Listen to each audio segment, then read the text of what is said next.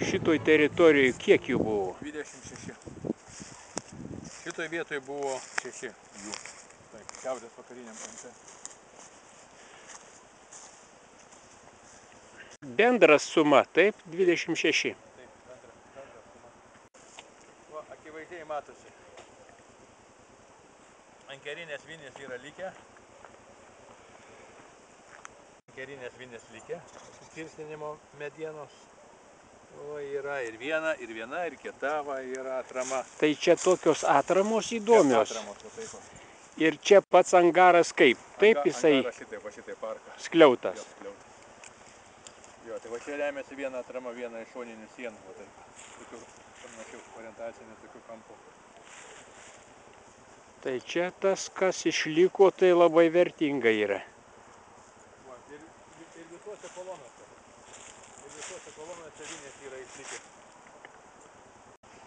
Čia jūs visus vieno šlaito, vieno pakraščio atidengėt. Čia vieno pakraščio yra tik tai. Ir tokie pat yra kitoj pusėje? Turi būti kitoj pusėje tokie pat, bet ten užstumtas su žemėm yra daugiau užstumta buldozeriu.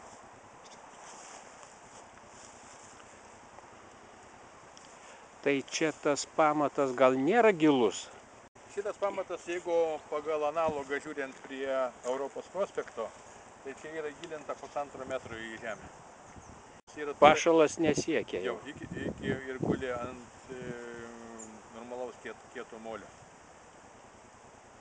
Tai va, čia jis gana masyvus yra. Tai T raidės formos yra, tai kad stumimas nebūtų galima deformacijos, neslinktų pamatas. Tai čia tokį kaip istorinį paveldą vieną arką pastatyti. Tokią vieną arką mes planavom statyti klubo 40-mečiui prie Kauno aeroklubo angaro, tokį buvom planavę, bet taip tik planai ir gavosi, tik tai, kad paaiškėjo, kad reikia medienos atitinkamai vėl. Tai irgi istorinį tą karo metu angaro vieną arką atstatyti, kad jį tenais galėtų. Vieną ar dvi arkas, kad būtų daugiau mažiau suprantama, kokia forma yra to angaro ir kad tas angaras nebūtų tik tai toksai menamas, bet būtų kaip ir konstrukcinio atžvilgiu, kaip jisai turi būti padarytas. Nes daugelis dabartinių konstruktorių daugiausiai ne medieną skaičiuoja, o skaičiuoja metalinę konstrukciją ir atsparuminę konstrukciją, kad ta arka išsilaikytų, būtų ir funkcionali jinai, išlaikytų vėjo, sniego apkrovimą. Tai ar tos minties neatsisakė? Tos minties neatsisakėm, tik tai laikas,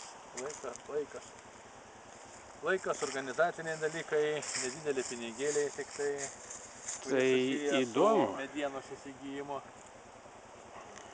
Aš kažkaip sužinojau pirmą kartą, man tai įdomu, toks sprendimas.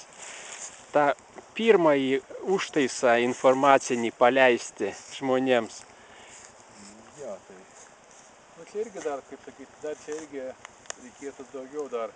Irgi nelabai žmonės suprato, ką čia reikia atvalyti. Tai va čia planuojam vėliau truputį, kai vėlėna jau bus perpūvusi, galbūt labiau į pavasarį. Atsivalyti va šitą žemės, kurios yra, kad angi jos jau... Ir to angaro viduje tokie blokai buvo betoniniai. Tie monolitas lietas. Monolitiniai. Tvarkingai, labai lygios plokštės palyginus. Šitie angarai turėjo dvejopą konstrukciją. Vieni turėjo betoninę dangą, kiti turėjo medinę dangą. Yra kiti angarai, kurie neturi, yra tik tai pamatai, bet nėra betoninės dangos, tai jie turėjo medinę dangą. Medinės blankos buvo kelių centimetrų storio blankos ir jos buvo panaudotos. O čia pirminis variantas betoninė? Aš sakyčiau, ar antrinis? Antrinis variantas. Yra normaliai išvystytas, tai yra su betoninė danga, o jeigu yra greičiau statyta, tai pradžioj dėl eksploatacijos padaryta su medinė danga. Tai čia galėjo būti karo pabaigoj? Taip, čia karo pabaigos yra. O čia turi būti pamatai dar ir kiti pamatai turi būti dar. Nu, va, ko gero užėjau jau. Manau, kad užėjau. Taip, turint galvoj visą tą aerodromą, tai aerodromo kompleksas taip didžiulis yra. Ir tai analogiškai ir kituose aerodromuose, taip pat ir Cuknių aerodrome yra 30 tokių angarų buvusių.